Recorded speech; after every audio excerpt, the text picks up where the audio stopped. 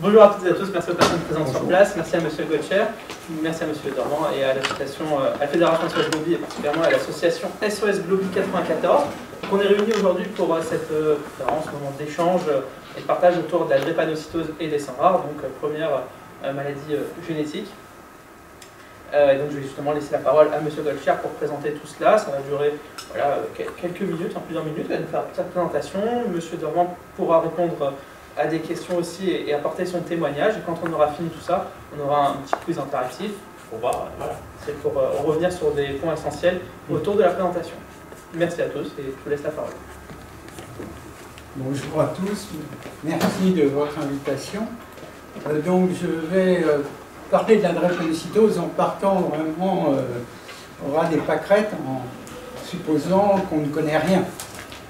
Donc la drépanocytose, déjà le nom, qui est un peu barbare, souvent les gens ont du mal à intégrer ce nom, il vient du grec, drépani, ça veut dire la faux, faucille, qui est la forme que prennent certains globules rouges dans la maladie, et cytose, c'est la cellule en grec. Et puis on parle aussi de thalassémie, thalassémie c'est la mer, hein, l'océan. Donc là, comme on vient de vous le dire, donc la drépanocytose c'est une maladie génétique, en fait c'est une maladie du sang, plus particulièrement ça touche l'élément le plus important dans le sang qui est le globule rouge, qu'on appelle aussi hématie ou érythrocyte. Et dans le globule rouge, en fait, il y a une protéine essentiellement qui donne cette couleur rouge qu'on appelle l'hémoglobine. Et c'est une maladie de l'hémoglobine, donc je vais détailler un petit peu plus tard. C'est une maladie héréditaire parce que c'est une protéine, une grosse protéine, et les protéines sont fabriquées par le corps lui-même, par les gènes qu'on reçoit de ses parents. C'est ce qu'on appelle les éléments de structure du corps. Alors oui, je ne vais pas détailler, mais cette hémoglobine, comme on peut voir, est faite à partir de 4 protéines qu'on appelle des globines. Et le mot hémo vient du fait que ces protéines sont structurées autour d'un noyau central qu'on appelle l'hème. Et l'hème est centré sur un atome de fer. Parce qu'on va voir que en fait, le globule rouge, c'est un simple véhicule de transport qui se charge en oxygène au niveau des poumons et qui va distribuer l'oxygène dans tous les tissus du corps.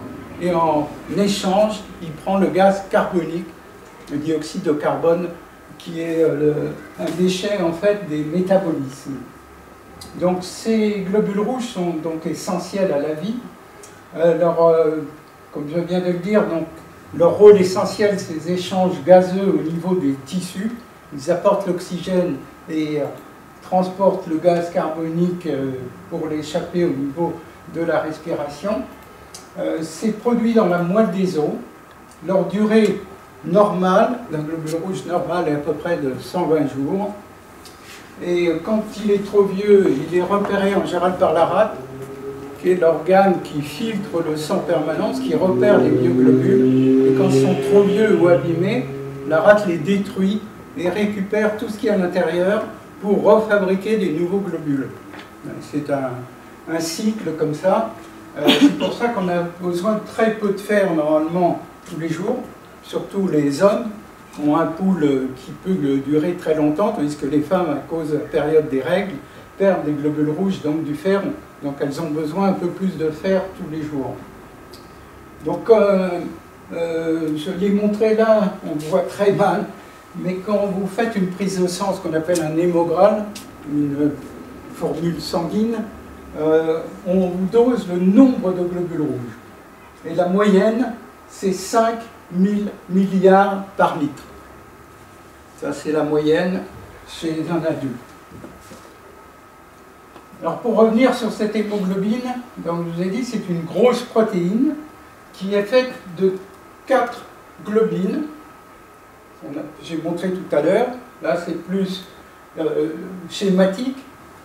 Vous avez en fait des globines qu'on appelle alpha et bêta.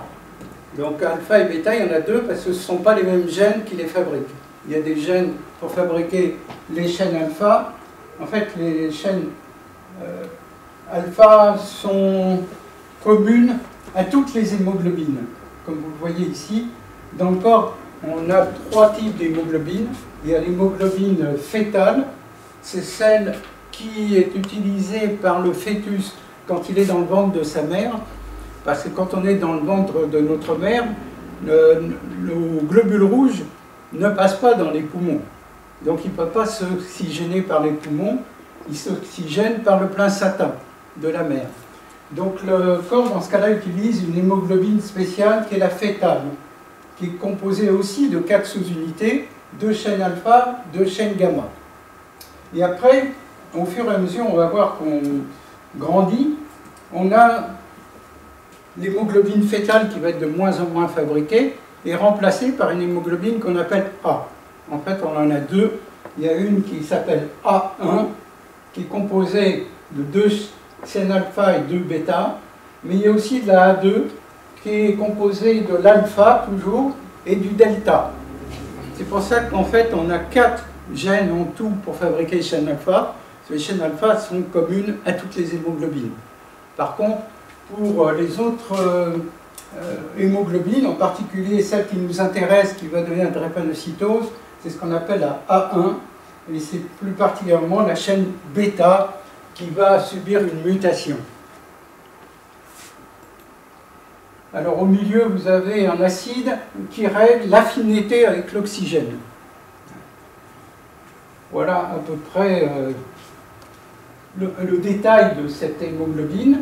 Comme je l'ai dit, c'est fabriqué dans la moelle et c'est donc une transmission qu'on appelle autosomique. Ce n'est pas transmis par les chromosomes sexuels, mais par les autres chromosomes. Alors l'hémoglobine drépanocytaire, c'est donc une mutation génétique, comme je l'ai dit, du gène qui fabrique la globine bêta. En fait, c'est le 6e aminé, un acide glutamique. Vous savez que les protéines, c'est fait à partir d'une vingtaine d'acides aminés. C'est ça qui est transmis par les codes génétiques, par les gènes que transmettent les parents. Ils transmettent l'ordre de fabrication et le nombre, il y a à peu près 140 acides aminés pour une protéine de l'hémoglobine. Et en fait, dans l'hémoglobine drépanocytaire, qui sert à fabriquer donc la chaîne bêta, le 6e acide aminé est remplacé, le glutamine est remplacé par une valine. Alors ça n'a l'air de rien, quoi. C'est juste, on verra un peu plus tard, je vais détailler encore un peu plus, c'est juste ce qu'on appelle une base de l'ADN qui est modifiée, mais ça va donner une hémoglobine qui n'a pas du tout les mêmes propriétés que l'hémoglobine normale. L'hémoglobine normale, j'en parlerai un peu plus tard, ce sera plus imagé tout à l'heure. Mais surtout, cette hémoglobine va rendre le globule rouge beaucoup plus fragile. Et sa durée de vie moyenne est plutôt de 20 jours au lieu de 120. Et puis aussi, dans certaines circonstances, donc j'en ai détaillé quelques-unes sur la droite, dans ces circonstances, en fait, l'hémoglobine va changer sa structure et va prendre, le globule rouge va prendre la forme de fossiles. C'est ce qu'on appelle la falciformation, qui va rendre les globules rouges plus rigides, parce qu'il va devenir en plus hydrophobe. Vous savez que les globules rouges sont dans du sérum qui est comme de l'eau. Et un globule rouge normal, c'est comme une goutte d'huile dans de l'eau. Donc il arrive à aller n'importe où dans le corps, en particulier dans des vaisseaux sanguins, dans les capillaires, des fois dont le diamètre est plus petit que lui. Mais parce qu'il s'enroule, il se plie et il passe. Mais malheureusement, quand il est falciformé, il devient rigide et hydrophobe. Donc ça va entraîner, on va voir, des bouchons qui vont déclencher ce qu'on appelle les crises vaso-occlusives. Alors on connaît de mieux en mieux tous les facteurs qui déclenchent cette falciformation, mais ce n'est pas toujours évident de les prévenir. Il y a la déshydratation, la fièvre, l'essoufflement, l'exposition au froid, le changement brutal de température. les blocages posturaux, quand on est assis, qu'on pose la main sur un dossier, ça va bloquer la circulation, des chaussures, des chaussettes trop serrées, enfin, des collants, il y a beaucoup de choses qui peuvent entraîner un blocage de la circulation et déclencher les crises. Il y a le stress. Alors ça, on parle peut-être pas assez, mais moi j'ai commencé à consulter sur la drépanocytose en décembre 1979, et déjà on avait remarqué dans le début des années 80 que les jeunes qui faisaient des crises, c'était souvent quand les parents annonçaient qu'ils allaient partir en vacances ou quand ils devaient subir un examen. Et là, ça ne loupait pas, ils faisaient une crise la veille. Et là, déjà, on se doutait qu'il y avait un facteur psychologique évident. Parce que je vois maintenant dans les réseaux sociaux, on parle beaucoup du stress, comme si c'était une découverte. Mais déjà, au début des années 80, on savait que le stress était un facteur important de falciformation. Alors voilà, illustrer ce qui se passe, que je vous ai dit. Donc un globule rouge normal, il arrive à passer dans tous les vaisseaux, même ceux qui sont plus petits que lui, parce qu'il s'enroule. Alors que dans la falciformation, si le vaisseau est plus petit que lui, il va le boucher, et il va y avoir une accumulation de globules rouges qui vont former un véritable bouchon, et bien sûr, tout le tissu qui va être en aval ne va plus recevoir d'oxygène. Or, toutes les cellules du corps, pour fonctionner, ont besoin d'oxygène. C'est comme quand vous êtes dans une grotte, si vous voulez allumer un feu, s'il n'y a pas d'oxygène, vous n'arriverez jamais à allumer un feu. Ben, dans le corps, c'est l'oxygène aussi qui permet tous les métabolismes de toutes les cellules de fonctionner. Si les cellules n'ont pas d'oxygène, aucun métabolisme ne peut fonctionner. Alors, comme je vous ai dit, je vous remontre un peu plus en détail. Voilà, là, au niveau du gène, vous voyez que le gène, vous savez que les gènes sont constitués de 4 bases simplement, et c'est cet assemblement de bases qui va déterminer la fabrication d'acides aminés qui eux-mêmes vont rentrer dans la composition des protéines. Donc, comme je vous ai dit tout à l'heure, c'est le 6e acide aminé. Vous voyez, c'est juste une base. C'est A qui est transformé en T. Ça a l'air de rien. C'est juste cette mutation ponctuelle qui va entraîner toutes ces catastrophes au niveau du corps. Alors, comme je vous ai dit aussi tout à l'heure, bon, c'est transmis génétiquement. En général, les malades, enfants ou adultes, ça veut dire qu'ils ont reçu de leurs 2 parents un gène muté. Alors, en général, c'est des couples, ce qu'on appelle hétérozygotes, qui ont un gène A normal et un gène S drépanocytaire. Et quand ces parents font des enfants, ils ont une chance sur 4, statistiquement, d'avoir un enfant parfaitement normal, AA.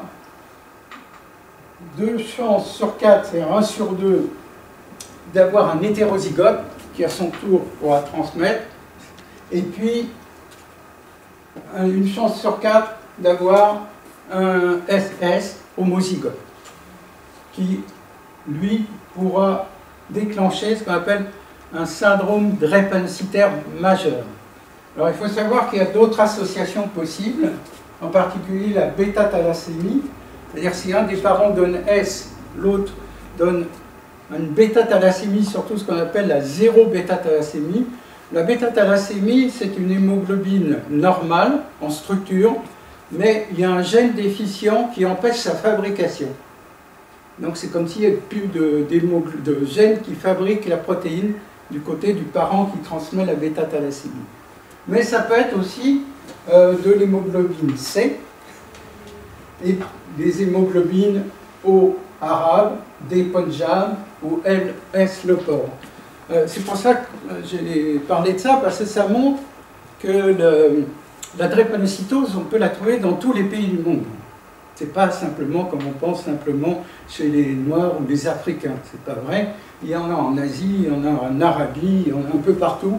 En fait, on pense que les gens qui sont AS ont une protection naturelle vis-à-vis du paludisme.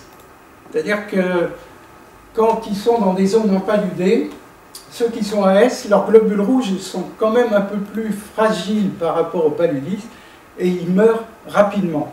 Or, le paludisme, pour qu'il se développe et qu'il donne surtout le neuropaludisme, il faut qu'il y ait beaucoup de fabrication de globules rouges malades, ce qui n'est pas le cas chez les parents qui sont AS.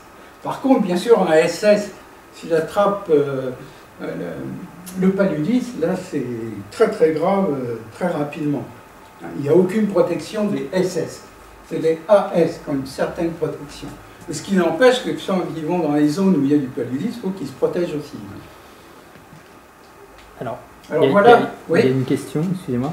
Quelqu'un me demande, oui, les personnes qui ont un seul gène muté ont-ils des problèmes d'hémoglobine? Un seul gène muté. Alors normalement, non. Dans la grande majorité, il n'y en a pas. Mais on a, bien sûr, comme toujours, il y a des exceptions. Alors il peut y avoir déjà des erreurs de diagnostic, parce qu'il y a des formes de S-bêta-thalassémie qui sont bêta plus, et qui peuvent passer inaperçus. On peut les prendre pour des AS, parce qu'ils ont du A. Mais ça dépend des caractéristiques du laboratoire. Il faut avoir un bon laboratoire capable de dire faites attention, le taux de A n'est pas normal, c'est peut-être une bêta-thalassémie. Mais il y a d'autres signes. Mais il y a beaucoup de causes d'erreur. Disons que les seuls qu'on a vus qui ont des problèmes, on a vu chez les pilotes de chasse, et on a eu à Mont d'Or des gens qui ont été au Machu Picchu, Naes, qui a fait une crise. Mais c'est exceptionnel, quoi. Il faut plutôt considérer que les AS sont normaux. Merci. Là, je voulais donc vous montrer ce que je vous ai dit tout à l'heure. Vous voyez, la chaîne bêta, la chaîne alpha est fabriquée dès le début. Ça, c'est les semaines ou les mois après la naissance. Donc alpha est fabriquée tout de suite parce qu'elle sert à fabriquer les 3 hémoglobines. Et puis vous avez la gamma, donc utilisée chez le fœtus. Vous voyez que à 12 mois commence à décliner. Et puis là, par contre, la bêta, elle augmente. Et la bêta, c'est ce qui va donner donc cette fameuse hémoglobine A qui peut devenir l'hémoglobine drépanocytaire. Alors, la maladie donne très souvent donc une anémie, parce que les globules rouges, comme je vous ai dit, vivent à peu près 20 jours, donc il faut que la moelle fabrique énormément, beaucoup plus par rapport à une personne saine. Donc, mais des fois, il y a des manques, donc c'est des gens qui sont souvent, ils vivent avec un taux d'hémoglobine qui est nettement inférieur à la norme.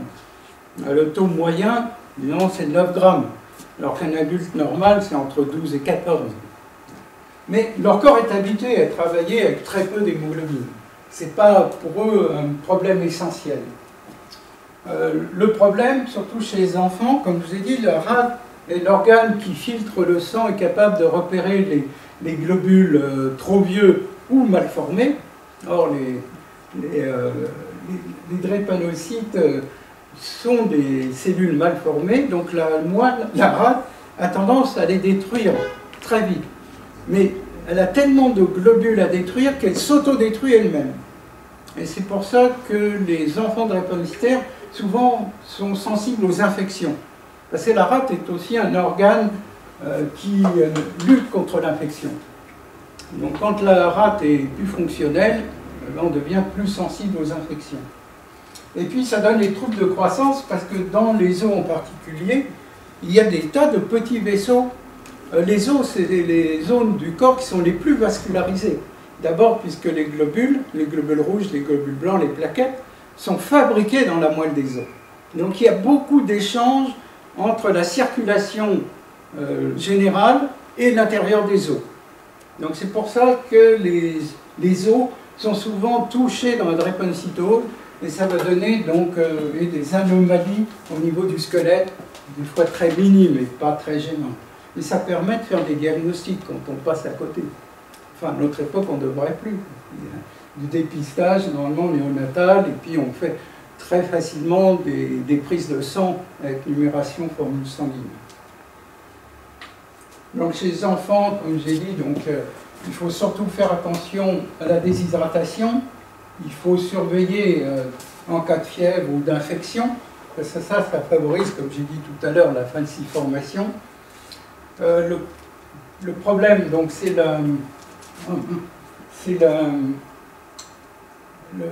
l'accident vasculaire cérébral, les problèmes de poumon, parce que comme je l'ai dit, le globule rouge, il reprend de l'oxygène dans les poumons.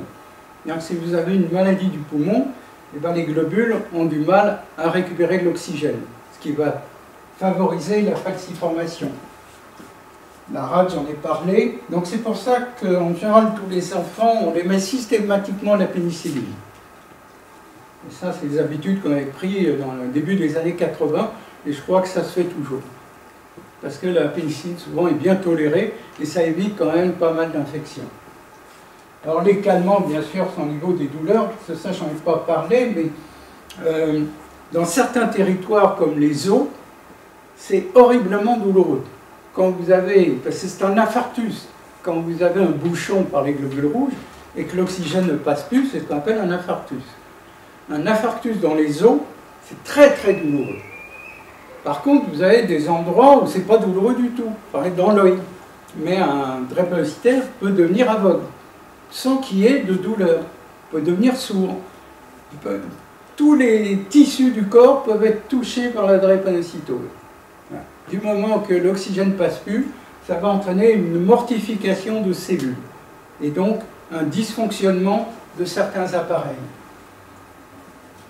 Alors bien sûr, dans les tissus qui entraînent des douleurs, on donne facilement des antalgiques avec des paliers. On a plusieurs paliers en médecine, du Doliprane jusqu'au morphinique.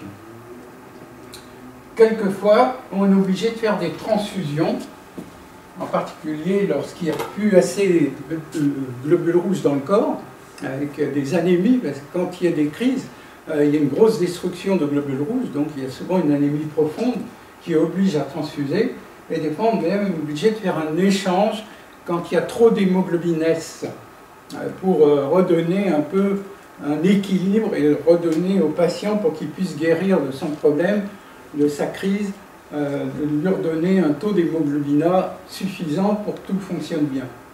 Et l'idéal, bien sûr, c'est les greffes de moelle qu'on a commencé à faire à la fin de... Moi, j'ai travaillé à Henri Mondor jusqu'en 2000, et on commençait déjà, mais c'est très difficile de trouver des donneurs, c'est fait que ça soit un frère ou une sœur, et on a commencé à utiliser des cellules souches, mais c'était le début, mais là on a fait d'énormes progrès quand même. Mais ça reste surtout des greffes possibles pour les enfants. Alors ça donne une guérison clinique, mais pas génétique. Ça, je crois, on oublie souvent d'en parler, parce qu'un drépanocytaire SS, si on fait une greffe, il va avoir du sang avec de l'hémoglobina, parce qu'on va lui greffer des gènes qui vont fabriquer la bêta-A normale, mais génétiquement, quand il y aura des enfants, il transmet le S, puisqu'il n'a que du S. Et ça, je trouve qu'on n'en parle pas assez dans les greffes. On n'est pas complètement guéri.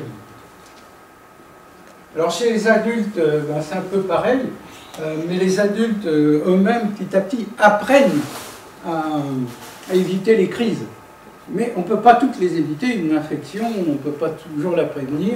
Il y a des tas de choses quand même qu'on ne peut pas prévenir. Mais un adulte quand même arrive de mieux en mieux à contrôler sa maladie. Mais à Mondor, surtout, on avait institué, parce qu'à Mondor, on était les premiers à s'occuper d'adultes. Il faut savoir, quand moi j'ai fait ma médecine, on nous disait que les drépanocytaires vivaient 15 ans. Et quand on a commencé à ouvrir la consultation à Mondor, c'était en fait souvent des parents qui venaient, d'enfants, alors qu'on était un hôpital d'adultes, et ils voulaient savoir comment allait mourir leur enfant, qui approchait de l'âge de 15 ans. Et quand on faisait des réunions des SOS Globi, au début, c'était les seules questions que nous posaient les parents. Comment il va mourir? Comment on peut le savoir? Parce que dans tous les livres de médecine, c'était marqué durée de vie 15 ans. Maintenant, je peux vous dire qu'à Mondor, il y en a qui ont plus de 60 ans sans problème. Mais bon, ils ont beaucoup de problèmes. Oui. Oui, alors je mets ça. Voilà. On a une nouvelle question. Si l'anomalie se situe sur 2 gènes, pourquoi ne peut-on pas faire de thérapie génique? une thérapie génique. Ben, c'est de la thérapie génique. La thérapie génique du gène. Oui. Parce que c'est encore plus compliqué que les Grecs. Mais il y a des recherches sur la thérapie génique, bien sûr. Comme toute maladie génétique, mais ce n'est pas toujours évident. Parce qu'il faut greffer sur l'ADN un gène qui va corriger. Et il faut trouver un vecteur. Alors souvent, ce sont des virus qui sont vecteurs. Mais c'est des recherches très compliquées, mais on y arrivera un jour. Très probable. Ça s'est fait déjà. Oui. Il y a déjà des patients bêta-thales qui ont reçu ces traitements et aussi des patients drépanocytaires. C'est ce qu'on appelle les traitements innovants. Malheureusement, en France, il faut que ces traitements soient avalisés par la Haute Autorité de Santé publique et qu'ils aient une autorisation de mise sur le marché avec un remboursement. Or, la société américaine qui a fait toute cette recherche sur les patients drépanocytaires français, qui a mené à bien, parce que les patients vont bien, n'a pas obtenu... Il faut quand même dire que c'est exceptionnel. Oui, c'est pas du tout un traitement. C'est pas un traitement, parce que c'est pas un traitement qui a eu l'autorisation. Comme toutes les maladies génétiques. Voilà. Mais ça, l'autre chose qu'il faut chez tous les drépanocytaires, c'est au moins une fois par an les hospitaliser pour contrôler tous les organes. Parce que comme je vous ai dit, donc, il y a des organes qui souffrent, mais il y en a qui ne souffrent pas. Donc le seul moyen de dépister à temps un organe qui débute une défaillance, c'est de faire un bilan. Donc souvent on les hospitalise sur rendez-vous, une journée ou deux, pour tester tous les organes avec toute la panoplie de l'innovation qu'on a actuellement en médecine, en particulier en imagerie, IRM, scanner et autres. Et en biologie aussi, on a fait beaucoup de progrès pour dépister des organes qui commencent à défaillir. Les adultes aussi, bien sûr, pour eux, va se poser le choix du métier. Souvent, on leur déconseille certains métiers, comme travailler par exemple dans le froid, porter des charges lourdes. Ben, il y a plein de métiers qu'il faut éviter quand on peut. Il faut bien sûr des informations, il y a des consultations de conseils génétiques. Il faut aussi faire attention sur les loisirs, parce que je vois encore dans les messages là, sur Internet que beaucoup de gens veulent faire de la piscine, et puis souvent ça se termine par des crises. Parce que dans la piscine, vous cumulez les facteurs de risque. Il y a le grand changement de température entre l'eau et l'extérieur, et ça c'est très très mauvais pour un drépanocytaire.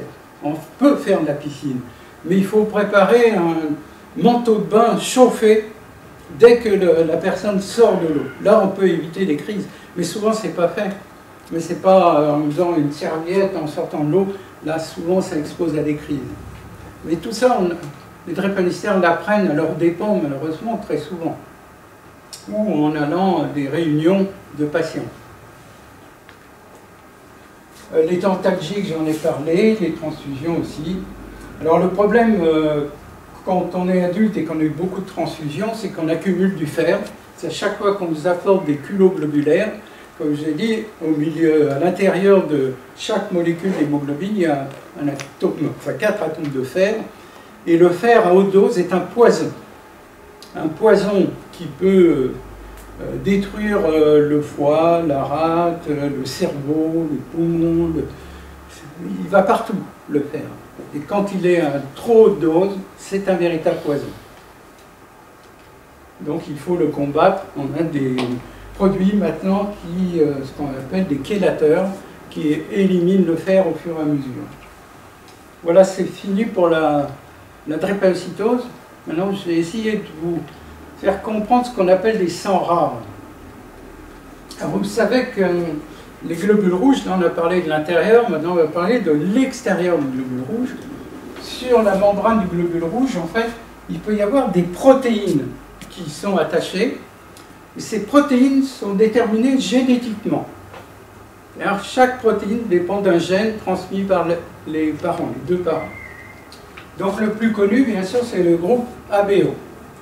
Alors quand on vous dit que vous êtes A, ça veut dire que les deux parents vous ont transmis du A, ou un parent vous a transmis A, et l'autre rien. Ça veut dire que sur vos globules rouges, la protéine qui se trouve fixée sur la membrane, c'est la protéine A, du groupe ABO. Quand vous êtes B, bah, soit les deux parents ont transmis du B, soit un parent B, un parent O. Donc ça va donner sur le globule rouge, sur la membrane, la protéine B. Et quand vous êtes dans un groupe A ou B, vous fabriquez des anticorps qui s'opposent à la protéine que vous n'avez pas. C'est-à-dire quelqu'un qui est A, on ne peut pas lui transfuser du B. Parce que là, il y a un accident transfusionnel. Son système de défense, si on lui injecte des globules rouges B, il va les détruire instantanément. Donc c'est pour ça qu'on est obligé donc, de caractériser le sang de tous les patients, mais pas que dans le système ABO. En plus, on s'est aperçu, parce qu'au début on pensait que c'était tout ça, et puis il y a eu des problèmes judiciaires pour recherche de paternité, par exemple. Je vais vous donner un exemple. Par exemple, un des parents est A, B. Non, un des parents est A et l'autre est O. Et l'enfant est B. Alors là, au début, on disait, ben, c'est pas le père. C'est pas possible, s'il y en a qui est A. Hein? Et en fait, on s'est aperçu que c'était plus complexe que ça, parce que il y a une autre protéine avant qui se transforme en A ou en B. C'est la protéine qu'on appelle Bombay H. On a normalement H. Et c'est la protéine H qui va transformer par un gène en A ou en B. Mais il y a des gens qui sont petit H, et dans ce cas-là, leur protéine ne peut pas se transformer. Ils apparaissent O. Alors que génétiquement, ben, ils peuvent être A ou B. Je ne sais pas si vous comprenez. Hein. Donc c'est un peu complexe, mais c'est pour ça, donc c'est pas simple. On ne peut pas se baser là-dessus pour les filiations et la recherche de paternité. Ça a été abandonné complètement en justice. Hein. Maintenant, on utilise plusieurs gènes, pas les groupes sanguins. Alors, donc vous voyez qu'ABO c'était déjà pas simple, mais alors Rhésus c'est encore plus compliqué. Rhésus dépend de deux gènes. Un gène qui donne une protéine D, grand D, et un autre gène qui donne du C et du E. Alors, je ne vais pas rentrer dans les détails parce que c'est particulièrement compliqué, mais pour simplifier, quand vous avez hérité d'un grand D, on dit que vous êtes positif. Et si vous n'avez pas de grand D, dans la majorité des cas, vous êtes négatif. Mais vous pouvez être grand C, grand E. Donc, oui, j'ai oublié de dire tout à l'heure, vous avez des fréquences là, de différents groupes. Vous voyez, par exemple, le groupe AB, 4%. Donc, on pourrait croire que c'est un groupe sanguin rare. Ben, pas du tout.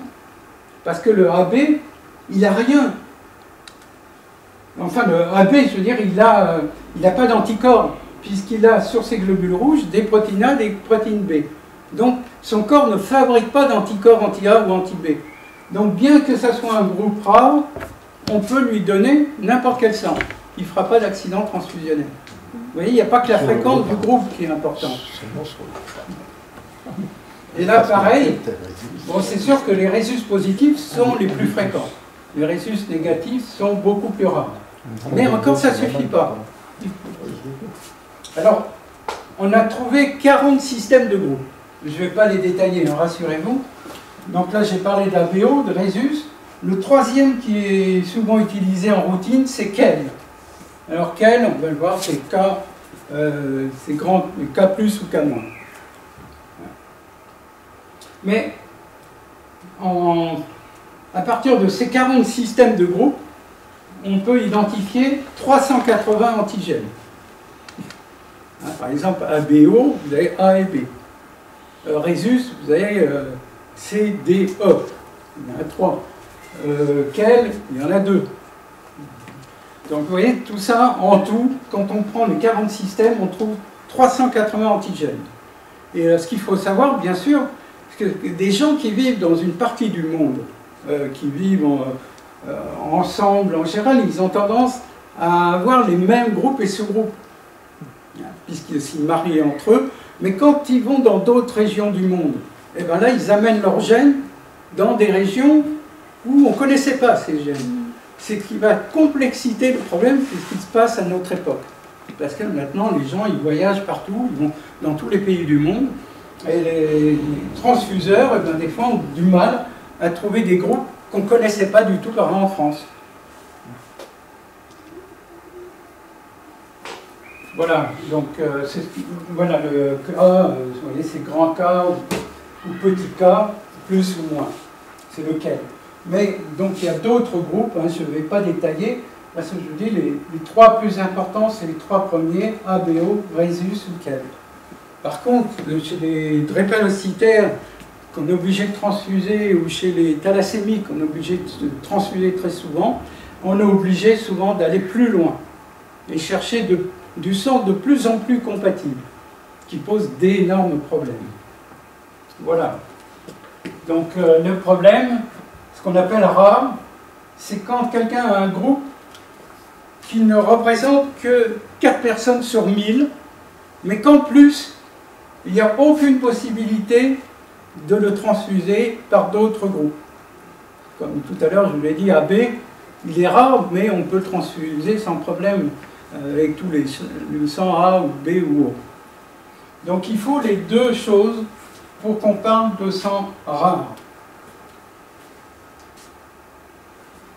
Alors les besoins transfusionnels de 2019, vous voyez, drépanocytaires, il y en a eu 1495 de transfusés. Ils ont reçu 17 739 culoglobulaires. Bon, il y a 40% qui ont reçu 1 à 3 kilos pour un traitement et 30% qui reçoivent plus de 10 kilos par an. 10 kilos par an. Donc plus le nombre de donneurs est important, plus il y a de chances de trouver un sang compatible. Voilà. S'il y a des questions.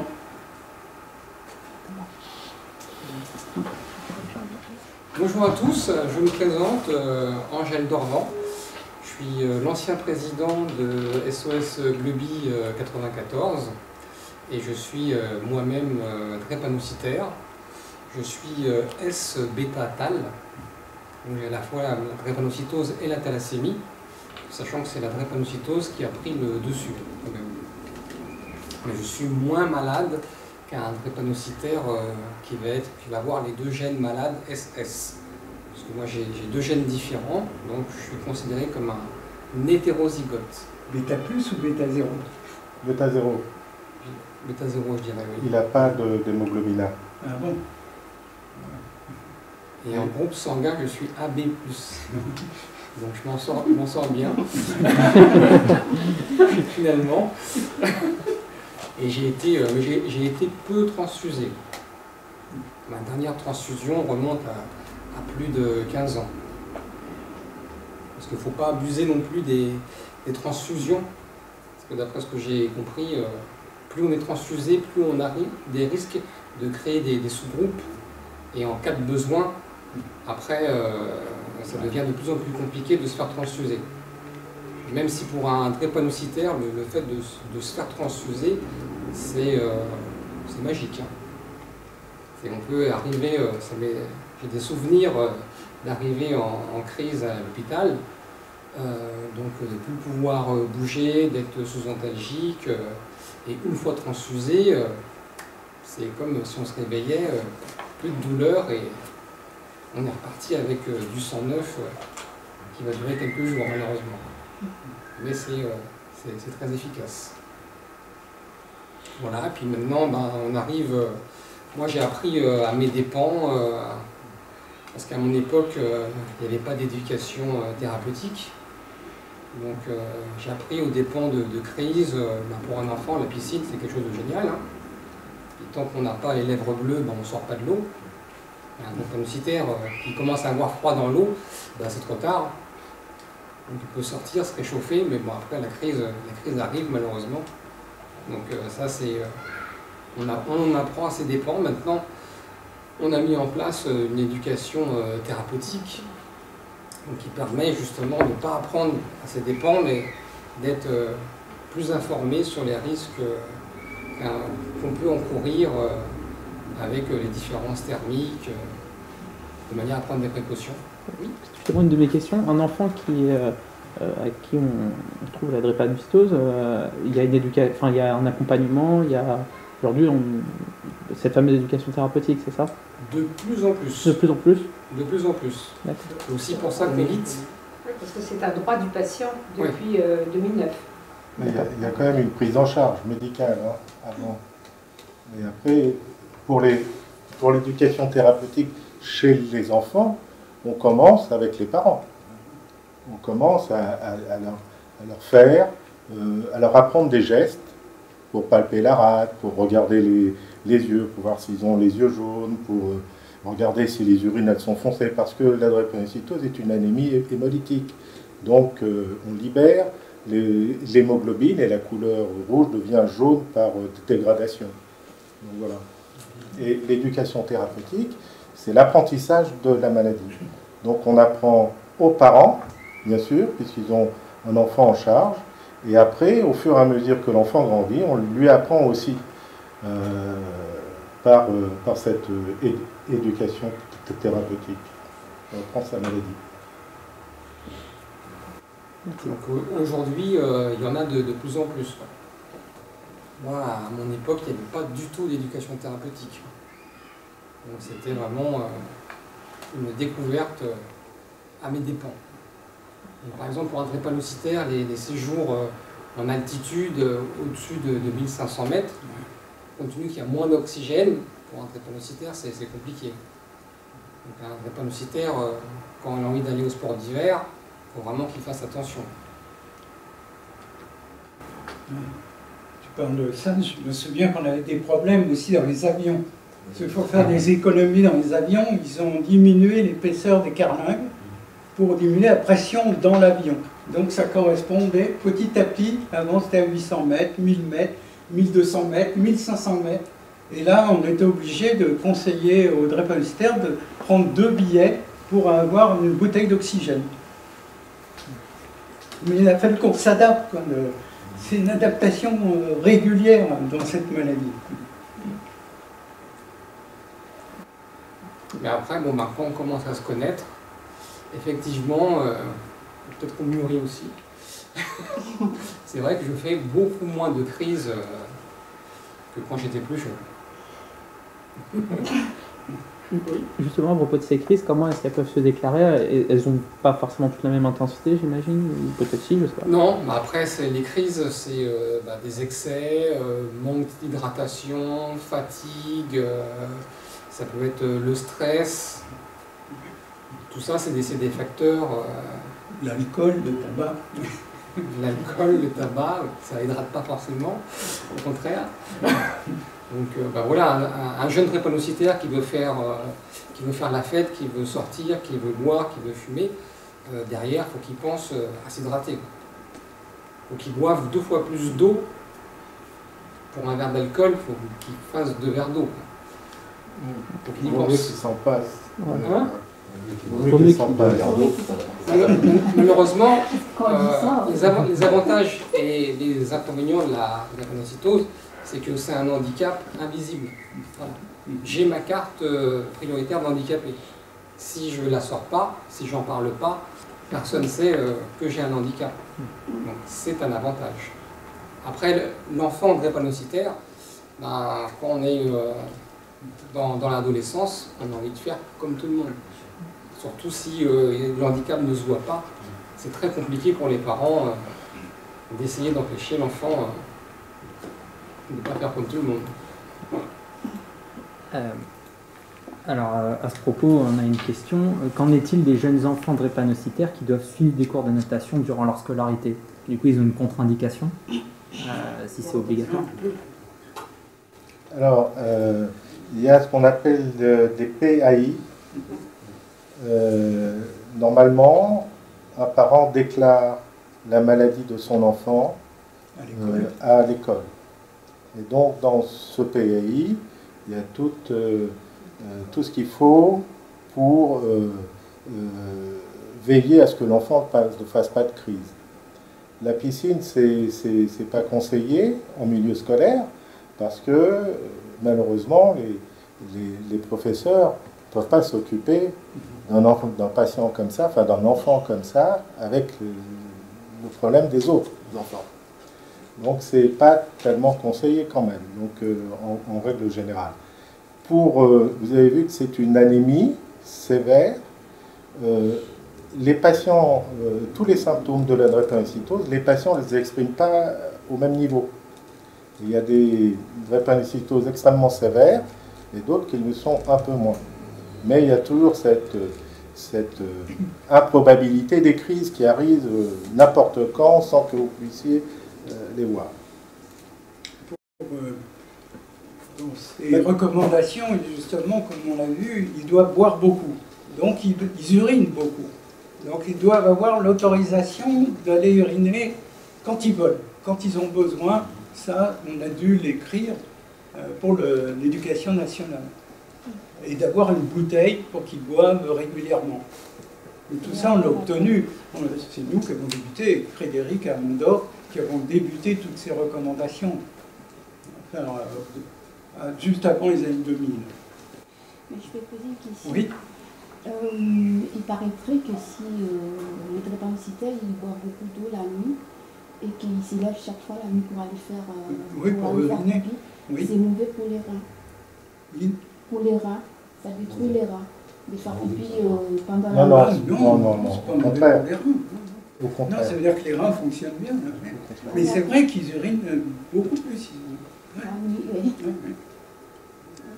Oui, c'est moi qui m'étais occupé de ça à l'époque, de l'inurésie chez les enfants drépanocytaires. J'avais écrit des recommandations là-dessus, dans les années 80. C'est ça, des fois j'ai peur de boire la nuit, je me suis dit... Non, il faut pas hésiter. Parce que comme on a dit, la déshydratation est très toxique.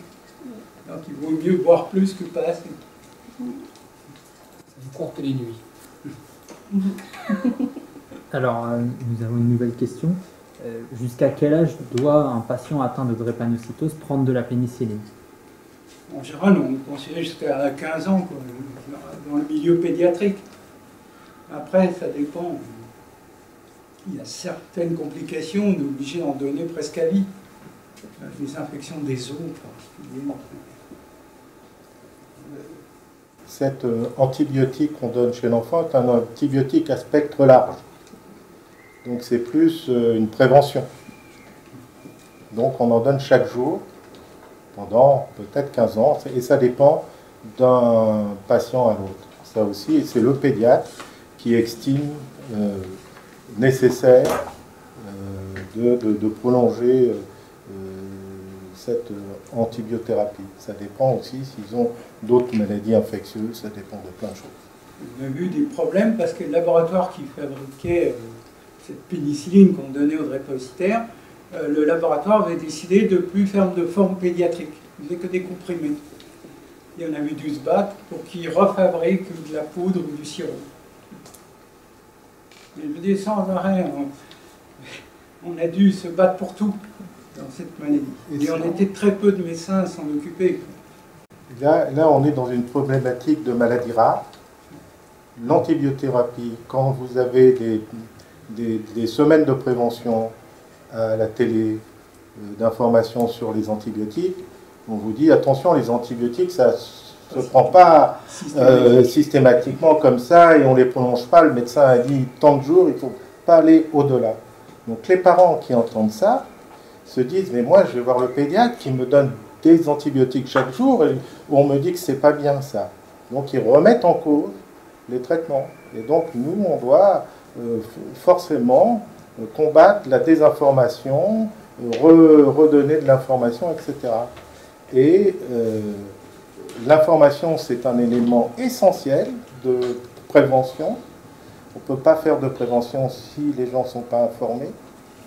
Et donc, la bonne information est très difficile, surtout pour des maladies rares qui ne sont pas connues, où les associations se sont retrouvées pendant très longtemps à être les seules à faire l'information. Et là aussi, moi, je voudrais dire un grand merci à tous ces médecins qui viennent faire de l'information, qui nous ont suivis, qui nous ont aidés, comme Alain, depuis le début, depuis les années 90, et peut-être même un petit peu avant. 80. Voilà, à faire ça. On a même fait on a proposé les dépistages aux gens, etc. Parce que, voilà. Et c'est pour ça que l'information sur les sangs rares, ça reste là quelque chose de préoccupant, parce qu'en France, le stock de sang, c'est-à-dire là où vous entendez, on vous dit attention, il faut que vous alliez donner votre sang parce qu'il n'y a plus de stock, on est dans le rouge, eh bien c'est entre 8 et 15 jours, je crois que c'est 15 jours le stock. Donc quand on descend sous le stock, c'est-à-dire qu'on n'a plus que 15 jours de transfusion. Et donc ça c'est extrêmement grave. Donc il faut que les donneurs soient fidélisés, donc il faut faire un maximum d'appels pour que les gens donnent, et vers les jeunes, parce que c'est eux qui sont en bonne santé, qui peuvent donner leur sang. Et puis après, il y a le problème de la complexification de la transfusion. C'est un acte médical. Cet acte médical est un acte complexe, et plus vous êtes transfusé, plus vous avez ces problèmes qui peuvent être cachés à un moment de votre transfusion, parce que les phénomènes sont pas très graves à la première transfusion, mais si vous sollicitez les anticorps du patient, vous allez casser les globules rouges qui vont être donnés par la transfusion, et donc là, ces patients-là vont avoir des problèmes. Il faut savoir que la transfusion, c'est le traitement essentiel de la drépanocytose. En cas de crise, on les transfuse. Dès qu'ils ont un problème, on les transfuse, etc. Donc, et si on ne peut plus les transfuser, on n'a plus aucun traitement. Alors, il faut préciser que tous les drépanocytaires n'ont pas la même maladie. C'est ça. Quand je travaillais à Mondor, on avait classé en 3 groupes. Disons qu'il y en a 20% qui font pratiquement aucune crise. On aimerait bien qu'ils soient homozygotes. 20% qui ont plus de 2 hospitalisations par an. Et 40% qui font 1 à 2 hospitalisations par an. Voilà la répartition.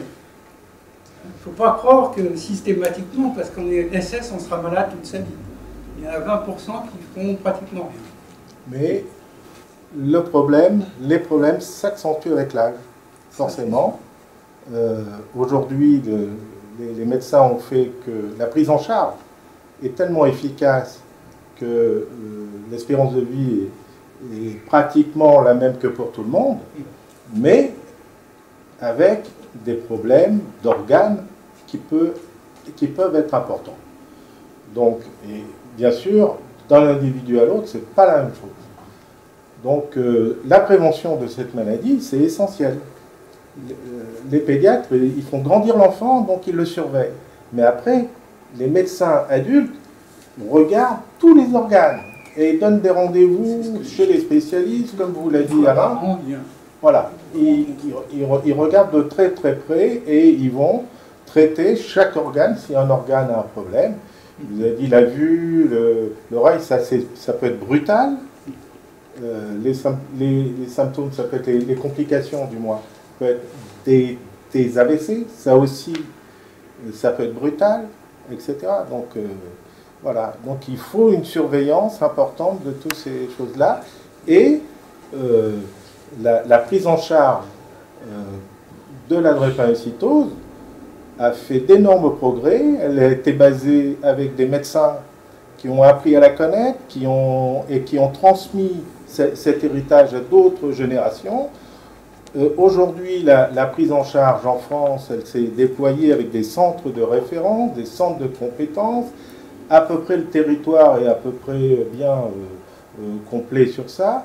La prise en charge en pédiatrie est très bonne. Par contre, la prise en charge adulte pose des problèmes parce que, comme vous le savez, les hôpitaux ont de moins en moins de personnel. Donc c'est un aspect global. Et donc, pour faire la transition entre la pédiatrie et les patients adultes, enfin du moins la prise en charge adulte, eh bien cette transition, elle peut poser des problèmes. Et au niveau de cette période de l'adolescence, c'est là où, comme vous l'a dit Angèle, les adolescents, ils oublient leur maladie. Hein. Donc ils vont fumer si les copains fument, boire si les copains boivent, etc. Donc, et ils échappent un peu aux médecins. Une période où ils peuvent échapper aux médecins. Donc il faut veiller à ça. Alors, à Mont-d'Or, je ne sais pas si vous connaissez l'hôpital Henri Mont-d'Or, quand on suivait une drépanocytaire, des fois on avait des patients à pratiquement tous les étages. Vous savez qu'à Mont-d'Or, c'est spécialisé. Il y a maladies infectieuses, orthopédie, rhumatologie, dermatologie, néphrologie, hépatologie. On avait des patients partout. Donc c'était, parce que moi j'étais attaché, c'est Galactéros qui était à temps plein. Tous les matins, il fallait qu'il fasse pratiquement tous les étages pour suivre les patients. Parce que dans chaque étage, les médecins ne savaient pas prendre en charge les drépanocytaires. Donc c'est nous qui donnions les directives à chaque étage en fonction de la pathologie du drépanocytaire. Parce que non seulement il peut avoir tous les organes, mais c'est des pathologies quand même un peu différentes de tout le monde. Tu nous as pas parlé comment tu as choisi ton métier, comment tu as fait pour décider tes études, tu as eu des problèmes? Ça a été vraiment par hasard. N'ayant pas cette information-là, après, est-ce que c'est une attirance naturelle ou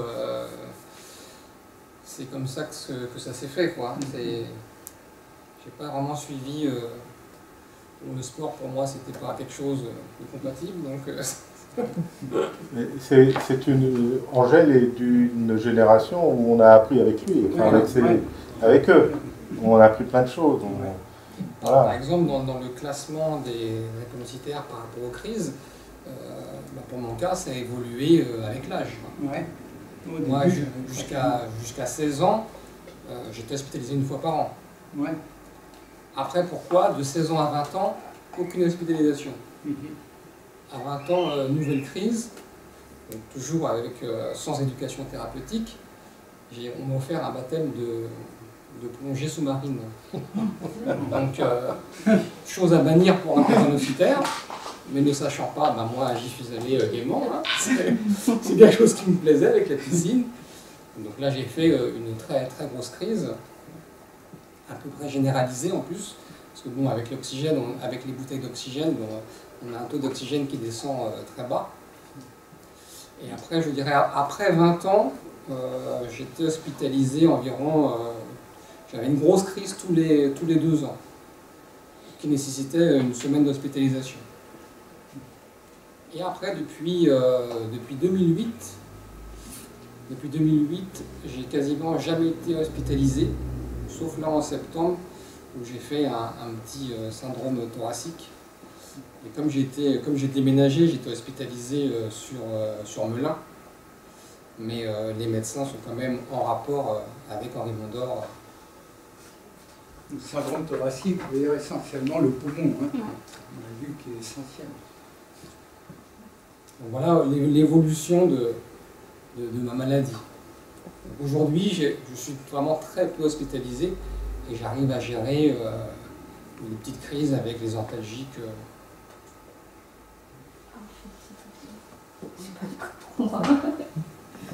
Mais c'est vrai que chaque drépanocytaire est différent.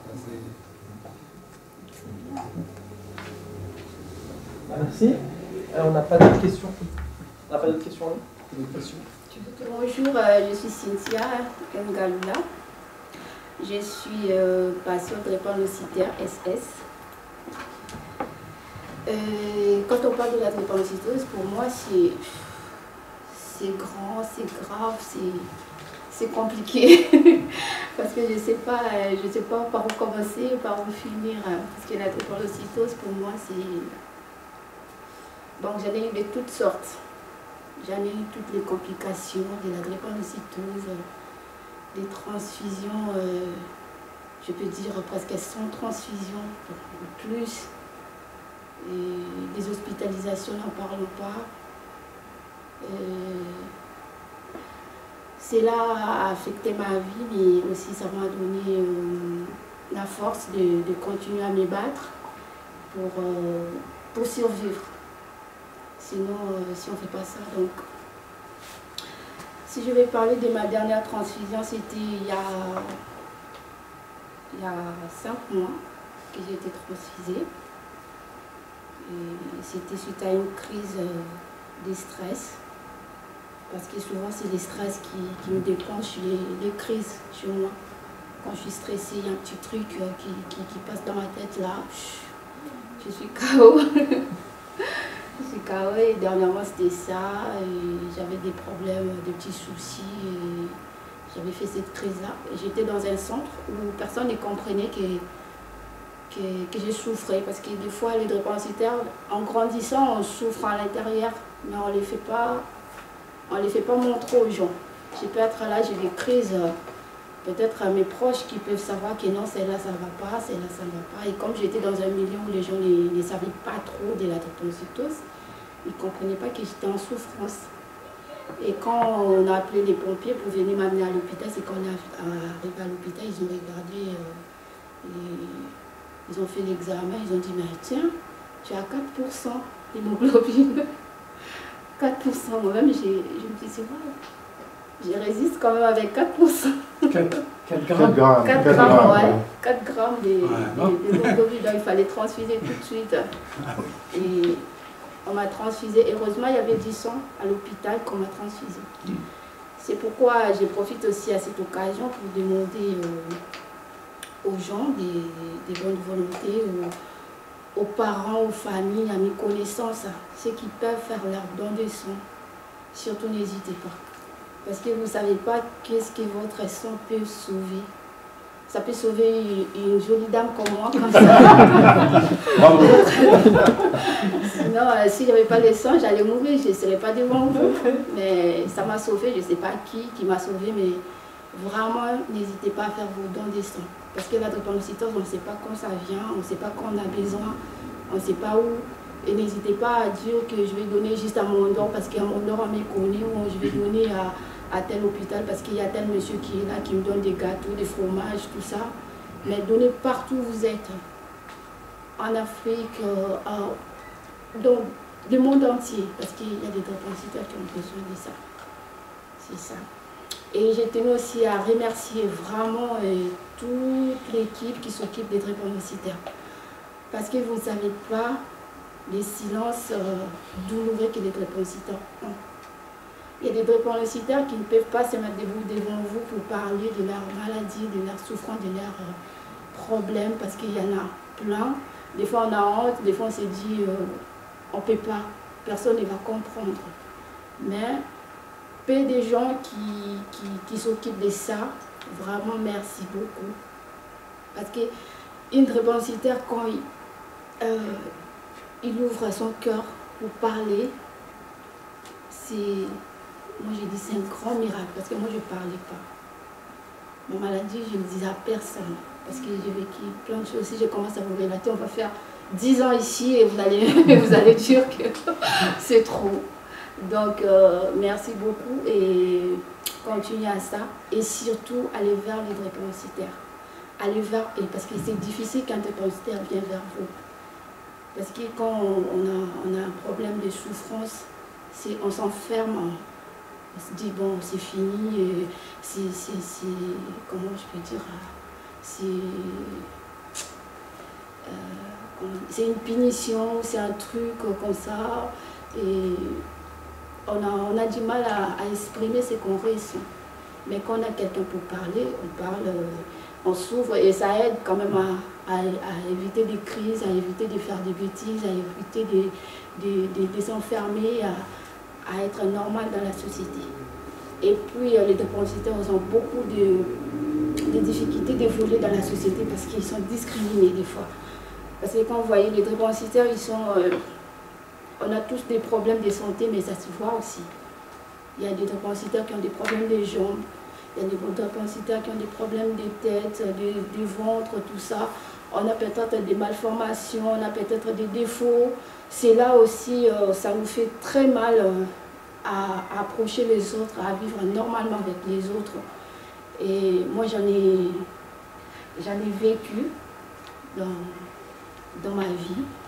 Peut-être ici en France que je commence à un peu essayer de me rattraper, de vivre normalement. Mais j'ai jamais vécu normalement comme toutes les filles, comme tout le monde dans la vie. Donc, par rapport à mes malformations, mes défauts, mes plaies, tout ça, ma maladie, parce que j'en ai partout des défauts, quoi. C'est ça.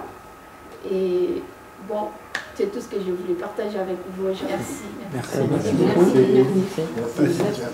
Pensez, en fait, vous sentiez mal à cause de l'anémie. Il n'y avait pas vraiment de crise.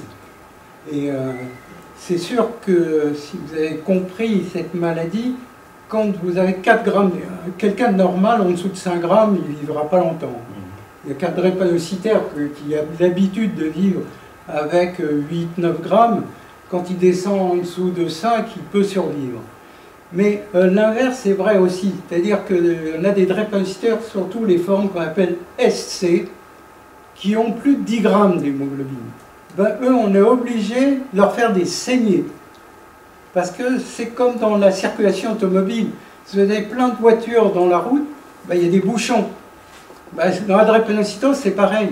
S'ils ont trop d'hémoglobine, trop de globules rouges, ils font des crises. Donc il y a des drépanocytaires, des fois ça peut surprendre, mais qu'on est obligé de saigner régulièrement pour leur enlever du sang. Mais le taux d'hémoglobine chez un individu normal, une femme, c'est 13 grammes. Ouais, un homme, c'est 15 grammes. Donc quand vous vivez avec 7 grammes d'hémoglobine, vous ne pouvez pas faire les mêmes efforts que la personne qui a le double d'hémoglobine. Vous savez, les sportifs qui se dopent prennent un certain nombre d'hormones pour augmenter leur globule rouge, pour augmenter l'oxygénation de leurs tissus, de manière à ce que voilà, ça carbure mieux. Et là, les témoignages des patients drépanocytaires qui parlent de leur fatigue due à l'anémie parlent d'épuisement pour certains. Donc, chez un drépanocytaire, n'importe lequel, vous avez des moments où ils vont mieux que d'autres et des moments où ils vont moins bien que d'autres. Donc tout le monde, même Angèle, s'il se rappelle un peu, il a peut-être connu ces périodes d'épuisement. Fatigue, c'est partie de la maladie. Moi j'ai un taux en moyenne de 8 grammes, 8 grammes 5. Et là par exemple quand j'étais hospitalisé en septembre, je suis descendu à 7 grammes. Et je suis resté un petit peu moins d'une semaine et je suis ressorti à 7 grammes 5. Et après, j'ai eu juste une petite semaine d'arrêt. Et comme j'ai eu un rhume pendant cette semaine, j'ai quand même été consulter un médecin d'urgence le dimanche. Et quand je lui ai montré mon compte rendu, il était déjà inquiet quand même. Il me dit, vous êtes suivi, parce que donc, je suis habitant en Seine-et-Marne, donc je ne retourne pas à Mondor forcément. Et donc il me dit, vous êtes suivi à Henri Mondor, mais à combien de grammes ils vont transfuse là, parce que 7 grammes 5, c'est pas beaucoup. Donc lui-même était inquiet, quoi. Ce qui est pauvre, que dans la prise en charge, il y a une connaissance importante et ça passe par des médecins spécialisés. Et ces médecins spécialisés sont dans des centres de référence. Ils sont très peu nombreux à connaître cette maladie. Mais ce que tout le monde souhaite, ce que la filière de santé sur ces maladies-là souhaite, c'est qu'il y ait un plus grand nombre de médecins qui connaissent cette maladie. Parce qu'elle n'est pas... C'est une maladie rare, les chiffres le disent, mais il y a 30 000 patients en France. Ça reste la maladie génétique la plus fréquente en France. Bien plus que la mucoviscidose, bien plus que d'autres maladies génétiques. Malgré tout, il n'y a pas une connaissance, même parmi le milieu médical. Donc, c'est une maladie hospitalière, parce qu'il faut aller là où les médecins connaissent cette maladie.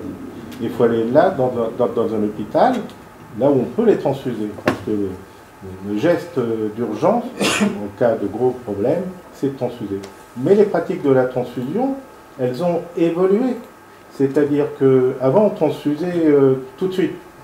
Mais les médecins ont appris à connaître le taux de chaque individu pour leur dire, ah oui, il a 7, il est passé de 8 à 7, mais il va reprendre avec d'autres médicaments et d'autres traitements, on va lui donner son temps pour qu'il refasse un peu ses globules, et il pourra sortir à 7,5. sans l'avoir transfusé. Mais à 4 grammes, Cynthia est arrivée aux urgences, 4 grammes, il faut transfuser tout de suite. Et donc c'est là où on prend le plus de risques parce qu'on peut moins bien avoir ces sangs qui sont compatibles avec la personne dans la totalité de leur groupe, bien que là aussi, les établissements français du sang, et c'est une chance à Mondor puisqu'ils sont juste à côté, c'est la banque sang rare, donc il y a quand même une chance que là, il y a la plus grande chance d'avoir ce qu'il faut pour traiter les patients, et c'est une chance pour eux d'avoir ces médecins-là, spécialisés depuis longtemps, qui ont su amener la prise en charge de la drépanocytose à faire un maximum de choses, avec d'autres, bien sûr, parce qu'ils ne sont pas tout seuls. Voilà. Mais on apprenait à chaque patient, comme on les suivait régulièrement, on connaissait leur taux de base. Et ça, c'est très bien que tu connaisses ton taux de base. C'est une des premières choses qu'on a appris aux patients, le taux de base et le nombre de crises par an. Moi aussi, je connais mon taux de base, c'est à 8 grammes. Voilà. Et ça, c'est nous qui l'avons institué. Donc, ça fait partie de ces choses qu'on peut Parce apprendre. que chaque drépanocytaire peut avoir un taux différent, quoi. Il n'y a pas, comme je vous ai dit, c'est pas une maladie uniforme. C'est ce qu'on peut apprendre dans l'éducation thérapeutique, mais au-delà, ça casse les dogmes, parce qu'aujourd'hui, pour les patients, on leur dit qu'il faut avoir une activité physique régulière. Parce que si vous augmentez votre capacité physique, vous allez oxygéner un peu plus les tissus, les muscles, etc. Vous serez en meilleur, les organes, donc vous serez en meilleure santé. Donc, mais par contre, il faut qu'ils fassent cette activité physique contrôlée, adaptée, parce qu'autrement, ils vont basculer dans la crise. Il faut éviter donc il faut qu'ils s'arrêtent. En général, quand ils sont essoufflés, il faut qu'ils arrêtent. Et il y a plein de recherches sur l'intelligence artificielle, il y a plein de chercheurs qui vont encore faire avancer les choses. Mais voilà, c'est... Là, avec le Covid, il n'y a pas eu de... Ah, si, bien sûr. Pour eux, c'était très risqué. Oui. Toute infection, c'est grave. Comme ils sont immunologiquement déficients, lorsque est arrivé le Covid, les médecins drépanonologues ont eu très très peur. Très très peur. Mais finalement, il n'y a pas eu plus de décès parmi ces patients-là que de la population générale. C'est-à-dire que l'efficacité de la prise en charge a été extrêmement bien mise en place. L'équipe de Mondor s'est mise au service de tous les patients drépanocytaires de l'Île-de-France pour tester, etc. Ce que l'on craignait, c'est les syndromes thoraciques aigus, donc tout ça, et ça a été très très bien maîtrisé. Et ces médecins-là ont appris, grâce au Covid, à leur donner une orientation de prise en charge qui risque d'apporter encore une meilleure qualité de vie à ces patients-là, parce qu'on est en train de, à Mondor, ils sont en train de regarder l'hospitalisation à domicile, parce que vous avez vu le stress, c'est quelque chose qui provoque les crises. L'hôpital, c'est un stress aussi qui provoque des crises, et on est dans un cercle un petit peu vicieux. Alors si on peut les traiter chez eux, déjà on va diminuer ce genre de problème, on en est sûr. Il y a des études de recherche qui se font aussi là-dessus. Donc tout ça est en place, enfin, il y a des gens qui s'en occupent, et là on est devant une pathologie qui peut apprendre beaucoup de choses à d'autres pathologies derrière, parce que c'est une maladie génétique qui concerne l'enfant, avec 95, sans aucun prise en charge, c'est 95% des enfants qui vont décéder avant l'âge de 15 ans, quand il n'y a pas de prise en charge. C'est ce qu'on connaissait, les vieux médecins le connaissaient avant, avec tout ce qui a été fait, dépistage néonatal, transfusion, vaccination, etc. L'espérance de vie est passée, puis ces enfants-là sont devenus adultes. Donc nous, aujourd'hui, les médecins, aujourd'hui, soignent des gens qui sont adultes. Il y a d'autres maladies génétiques qui vont avoir cette chance-là. Et puis aujourd'hui, les médecins essayent de devenir gérontologues aussi. Parce que toutes les maladies de la vieillesse arrivent aussi chez ces patients. Donc, vous voyez, l'espérance de vie comme ça est poussée, mais il y a des soucis de prise en charge. Et quand on est dans une maladie génétique, une maladie aussi grave que celle-là, eh ben, on est sûr qu'il faut s'occuper de lui. J'en profite pour vous remercier. En tout cas, pour les deux témoignages, c'était touchant et très intéressant. Merci à M. Gottcher pour la présentation, c'était très complet, très intéressant. Merci à la Fédération SOS Globi et SOS Globi 94 particulièrement pour la présentation, pour le partenariat, parce que sans vous, on n'aurait pas pu monter cette présentation. Donc merci à vous pour le relais, merci à Ghislaine de vous avoir mis en contact, à monsieur, enfin à tout le monde, voilà, donc c'est top. Merci à vous. Merci à vous. Merci aussi à Santé Choisie d'avoir permis à l'association SOS Globi de présenter cette maladie qui est très méconnue et ça permet aussi d'expliquer en quoi ça consiste et un handicap invisible et rend d'autant plus difficile Alors, en tout cas, une nouvelle fois, merci à tous. On se retrouve la semaine prochaine pour le Forum Santé. Merci infiniment pour parce que c'était dans une bonne ambiance pour la présentation, pour tout. Et puis voilà, je pense que c'est le début d'un partenariat pour d'autres choses. On vous enverra nos vidéos. Voilà, on remercie toutes les personnes qui étaient présentes en ligne pour les commentaires, pour tout. Et puis n'hésitez pas à parler de la drépanocytose, à partager la vidéo, à partager toute l'information que vous verrez. Et surtout, allez donner votre sang, c'est important. Merci à tous, excellente fin de journée, excellent week-end et à très bientôt.